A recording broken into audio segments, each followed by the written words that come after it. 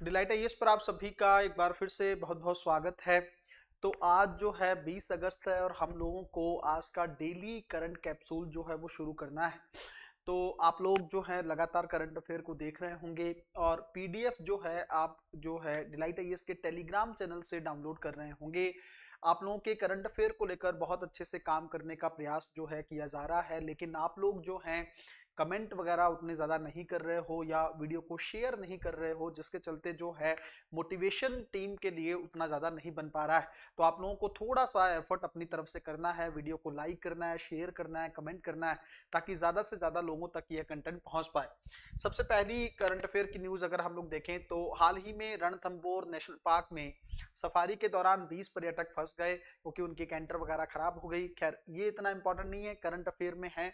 Ranthambore national park है ना, कहाँ पे है? राजस्थान के सवाई माधोपुर जिले में यह स्थित है। किसके किसके बीच में है? अरावली और विंध्य पर्वतमाला के संगम पर, है ना। इस तरह के सवालों पर यूपीएससी की काफी नजर रहती है, तो आप इसको याद रखेंगे। दूसरा, इसका इतिहास किस तरीके से है? पहले इसको गेम सेंचुरी के तौर पर 1955 में जानते थे। 1973 में इसको प्रोजेक्ट टाइगर रिजर्व के तहत लाया गया। 1980 के टाइम पे इसको नेशनल पार्क घोषित कर दिया गया।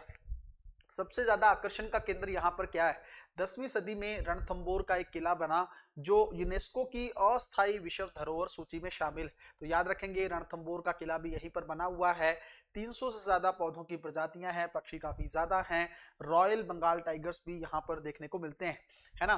तो रणथंबोर को भारत के सबसे बेहतरीन टाइगर रिजर्व और इको टूरिज्म डेस्टिनेशन के तौर पर जाना जाता है। तो थोड़ा सा लोकेशन वगैरह पता होनी चाहिए, है ना, ताकि अगर यूपीएससी प्रीलिम्स में सवाल पूछे तो आपको दिक्कत ना हो।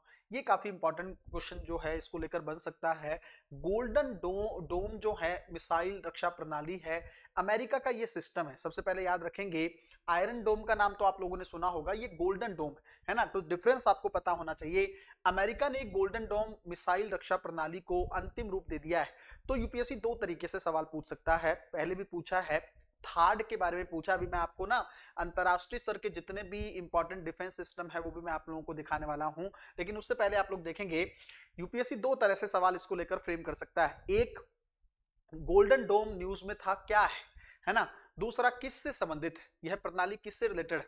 जब थर्ड वाला सवाल पूछा था तब यूपीएससी ने कंट्री पूछा था। अब हो सकता है ये पूछ ले कि गोल्डन डोम न्यूज में रहा था, ये क्या है? कोई प्रजाति है, मिसाइल डिफेंस सिस्टम है, ये क्या है ना। इस तरह का सवाल मुझे लगता है ज्यादा संभावना है। तो ये मिसाइल डिफेंस सिस्टम है, अगर मिसाइलें आती हैं उससे बचाने का प्रयास करेगा अमेरिका को।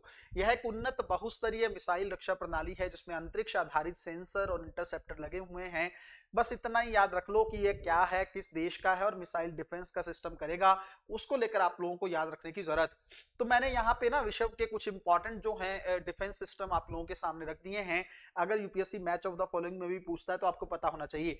आयरन डोम जो है इजराइल का है, S-400 ये हमारा है। आपको पता है रूस ने हमारे लिए तैयार करके दिया है, लेकिन आपको पता है कि ये इसको प्रिपेयर किया है रूस ने, तो माना जाएगा ये रूस का। हम लोगों ने अभी, क्योंकि आपको पता है भारत पाकिस्तान वॉर के टाइम पीरियड में इसी ने हमारी काफी ज्यादा हेल्प की थी।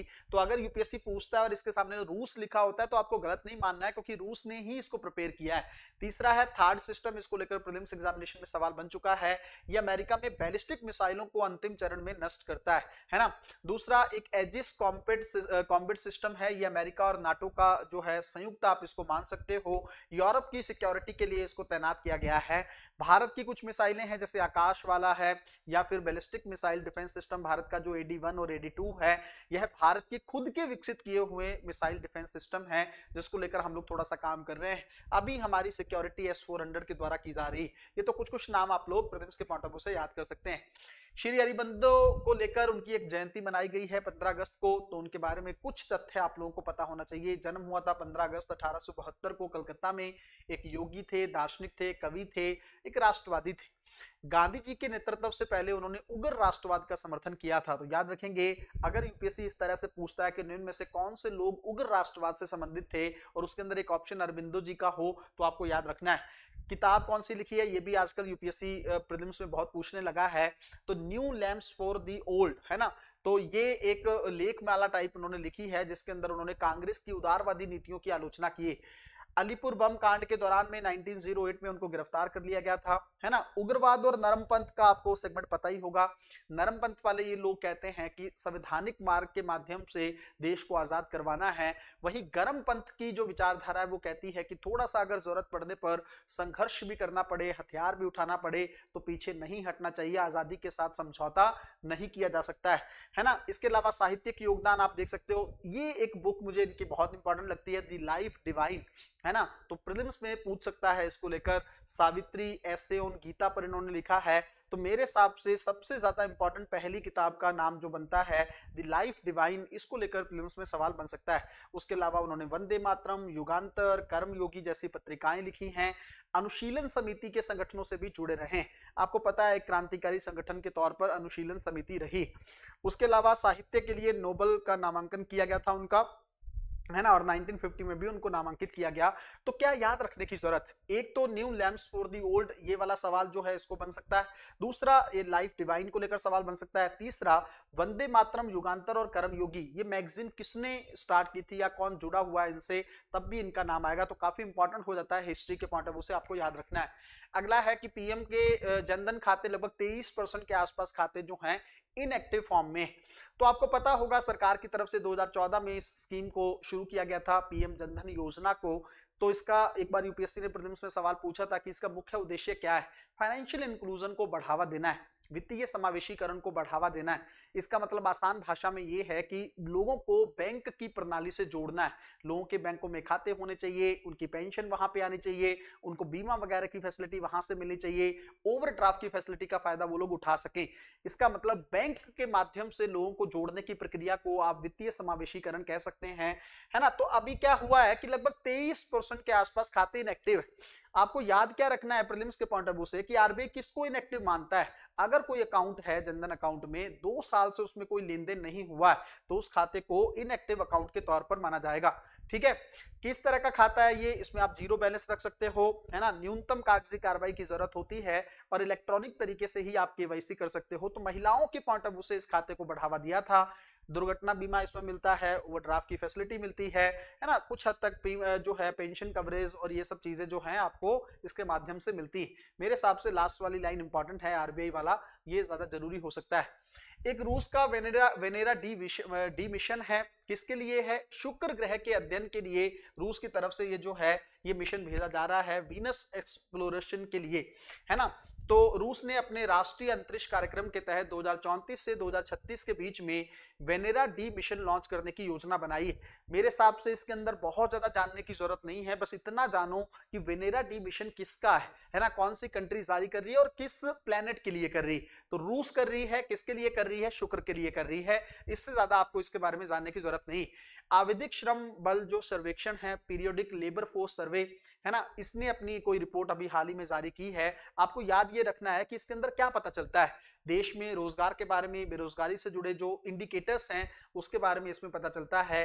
जैसे लेबर फोर्स पार्टिसिपेशन रेट क्या है, बेरोजगारी दर क्या है, श्रमिक जनसंख्या अनुपात क्या है ना, और कौन जारी करता है इसको। यह सर्वेक्षण सांख्यिकी मंत्रालय के तहत राष्ट्रीय सांख्यिकी कार्यालय द्वारा, नेशनल स्टैटिस्टिक्स ऑफिस के द्वारा जो है इसको प्रिपेयर किया जाता है। बस यही भी याद रख लोगे तब भी काम हो जाएगा।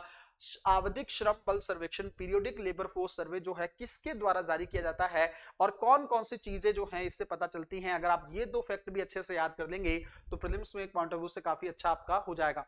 अगला अगर हम लोग देखें, अंतरिक्ष आधुनिकीकरण के माध्यम से भारत जो है विश्व बंधु के रूप में प्रसिद्ध हो रहा है। शुभांशु शुक्ला आपको पता है अंतरिक्ष प्रयोग के लिए अभी भारत लौटे हैं, है ना, गए थे वहां पे, काफी सारी चीजें उन्होंने की हैं और ग्लोबल फ्रेंड के तौर पर भारत को उन्होंने प्रस्तुत किया है ना। तो कुछ पहले हैं भारत के अंतरिक्ष के क्षेत्र में, वो आपको पता होना चाहिए। जैसे निसार है, ये नासा और इसरो का संयुक्त भूप्रेक्षण मिशन है।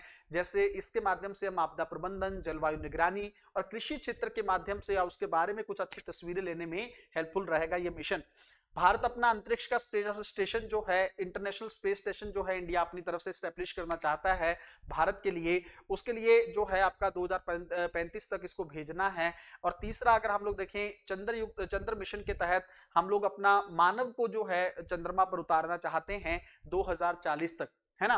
तो भारत ने चंद्रयान मिशन तो भेजे ही हैं, लेकिन अब मानव को भी, जैसे नील आर्मस्ट्रॉन्ग जो है चंद्रमा पर उतरा था, उसी तरीके से भारत का व्यक्ति भी जाकर वहां पर उतरेगा।